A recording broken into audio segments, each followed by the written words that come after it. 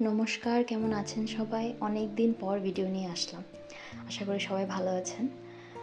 আমি গত ভিডিওতে আপনাদের বলেছিলাম যে আমি একটা নেক্সট মন্দিরে যাচ্ছি। আমাদের সেই মন্দিরটার নাম হচ্ছে গিয়ে জগন্নাথ মন্দির।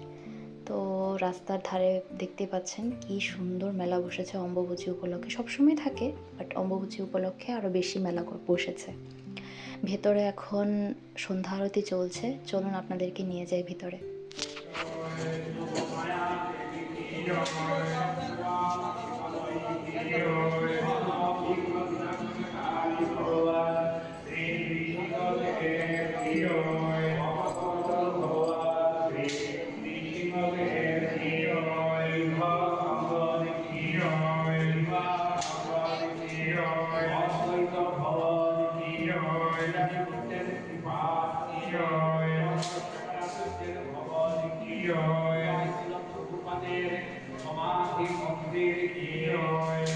এই হচ্ছে আমাদের জগন্নাথ মন্দিরের মূর্তি। এখানে বিরাজ করছে সুভদ্রা, বলরাম, জগন্নাথ। খুবই সুন্দর মূর্তিগুলো। আপনারা যদি আসেন তাহলে নিশ্চয়ই আপনাদের ভালো লাগবে।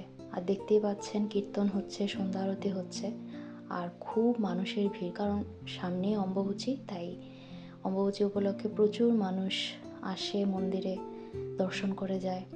আর যে লাইনটা আপনারা দেখলেন না, সেটা হচ্ছে গিয়ে প্রসাদের লাইন। মাধবগিরি দিচ্ছিল, পায়েস দিচ্ছিল। আর এখানে রাখা আছে কৃষ্ণের জন্মের সব কাহিনীগুলো, জন্মের পর কি হয়েছে সব কাহিনীগুলোর মূর্তি ওরা বর্ণনা করেছেন খুব সুন্দরভাবে। আর এখানে এক একটা মূর্তির উপরে উপরে লেখা আছে কি হয়েছিল না হয়েছিল। আপনারা যদি আসেন, যদি দেখেন, তাহলে সত্যি আপনাদের ভীষণ ভালো লাগবে। মন্দিরটি এতটাই সুন্দর। এখানে আরেকটা মূর্তির কারুকার্য চলছে। আমি ভাবলাম এই ফাঁকে একটুখানি প্রসাদ নেওয়া যাক, তাই লাইনে দাঁড়ানোর জন্যই গিয়েছিলাম। বাট এত বড় লাইন, তাই ভাবলাম আর একটুখানি ঘুরে নিই। এখানে প্রদক্ষিণ চলছে। একটু আগে যেখানে দেখলেন কীর্তন হচ্ছিল, ওখানে প্রদক্ষিণ চলছিল। তার পাশে আরও মূর্তি কারুকার্য করা আছে, ভীষণই সুন্দর।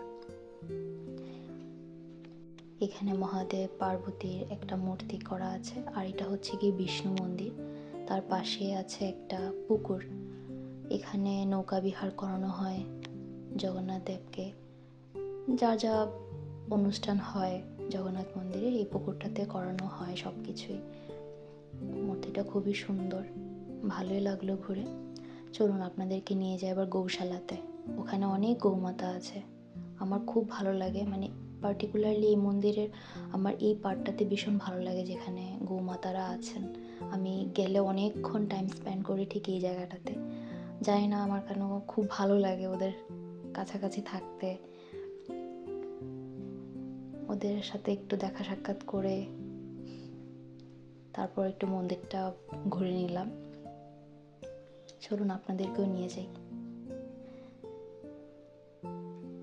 দেখতে পাচ্ছেন কি সুন্দর। চলুন আপনাদেরকে একটু ঘুরিয়ে নিই। সবাই এখানে তুলসীর মালা জপ করছে। তুলসীর মালা জপ করতে করতে চারিদিকটা প্রদক্ষিণ করে নিচ্ছে। অ্যাকচুয়ালি এখানে যদি আপনারা আসেন তাহলে দেখবেন প্রায়। আর এখানে দেখুন কি সুন্দর তুলসীর বাগান করেছে, খুবই ভালো লাগে অ্যাম্বিয়েন্সটা আমার। চলুন, দূর থেকে দেখা যাচ্ছে একটু লাইনটা কমেছে, তাই দাঁড়ালাম প্রসাদ নিতে। প্রসাদের লাইনে মাধবগিরি দিচ্ছিল, আর মাধবগিরি আমার খুব খুব খুবই প্রিয় একটা প্রসাদ। মাধবগিরি আর জগন্নাথ দেবের প্রসাদ হিসেবে পায়েস, আমার এত ভালো লাগে পায়েস খেতে। এখানে হচ্ছে গিয়ে অফিস রুমটা। আপনারা যদি কেউ এখানে থাকতে চান দামোদর মাসে বা পুরুষোত্তম মাসে এসে, তাহলে এখানে থাকার ব্যবস্থা আছে। অফিস রুমে এসে আপনাদেরকে যোগাযোগ করে নিতে হবে পার রুম কত করে দিচ্ছে না দিচ্ছে। এখানে দুবেলা খাওয়ার ব্যবস্থাও আছে যারা এখানে থাকবে অ্যাজ এ গেস্ট। যদি বাইরে থেকে যারা আসে, ওরা অনেক সময় হোটেলে থাকতে চায় না, কিন্তু ভালো একটা মন্দির খুঁজে থাকার জন্য, তো আপনারা জগন্নাথ বাড়িতে এসেও থাকতে পারেন। এখানে আমার জানা মতো, আমি জানি পার হেড 300 থেকে 350 টাকা হয় রুম, 1 নাইট। তো আপনারা চাইলে এসে থাকতে পারেন। এখানে অনেক ভালো সুযোগ সুবিধা, রুমগুলো খুব ভালো, সব কিছুর পরিষেবা খুবই ভালো আছে। ফিরলাম মন্দির থেকে বাড়ির পথে। এটা হচ্ছে অফিস লেন ধরে বাড়ি ফিরছি। এটা হচ্ছে এসডিএম অফিস। রাস্তাটা এখানে আগরতলার যত অফিসিয়াল কাজ হয় এই পার্টিকুলার এই এরিয়াটাতেই হয়, তাই ভাবলাম আপনাদের সাথে শেয়ার করি। আমাদের আগরতলার অনেক কিছুই আপনাদের অজানা, যারা আমার ভিডিওটা বাইরে থেকে দেখছেন তারা নিশ্চয়ই বুঝতে পারবেন।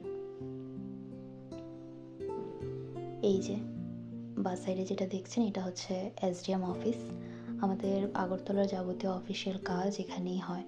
পাশেই আছে ডিস্ট্রিক্ট কোর্ট, পাশেই আছে শিক্ষা ভবন যেখানে টিচার রিক্রুটমেন্ট হয়।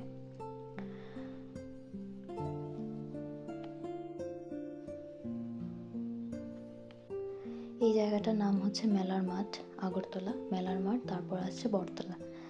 তো চলুন বাড়ি ফিরি। আজকের ভিডিওটা এইটুকুই। আপনাদের যদি আমার ভিডিওটা ভালো লেগে থাকে তাহলে একটা লাইক করে দেবেন, আশা করি আপনাদের ভালো লাগবে।